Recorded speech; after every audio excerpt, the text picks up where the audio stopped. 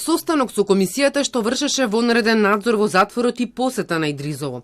Ова се првите чекори што во понеделник планира да ги направи новиот ВД директор на управата за извршување на санкции Јовица Стојановиќ, потврди за Телма. Потоа ќе одлучи дали ќе преземе дополнителни мерки во најголемиот затвор, по потресот што го предизвика филмското бегство на затвореникот Беки Мемети при транспорт кон болница. Тој денеска ја преземал функцијата од предходникот Маријан Спасовски, кого владата го разреши по бегството на затвореникот. Првичната истрага покажа инволвираност на тројца затворски полицајци и командирот Срѓан Димитриевски, осомничени за противзаконито ослободување на лице лишено од слобода. Обвинителството за организиран криминал истражува и дали мотивот да го ослободат се крие во корупција, а Димитриевски предходно како вработен во МВР бил во судир со законот поради коруптивно дело. Тој е еден од петмината полициски инспектори против кои во 2011 почнало судење за примање подкуп, кое правосилно завршило во 2018 година.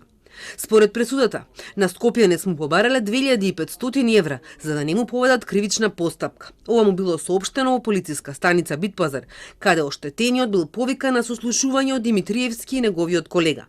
Наместо прашање добил непристоен предлог од полицајците. Димитриевски, како што стои во пресудата, побарал и 4 гуми за приватното возило.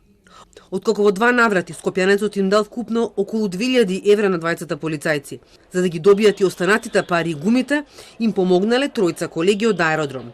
И тие го повикале во станица и му кажале дека наводно има кривични пријави против него, иако тоа не било точно.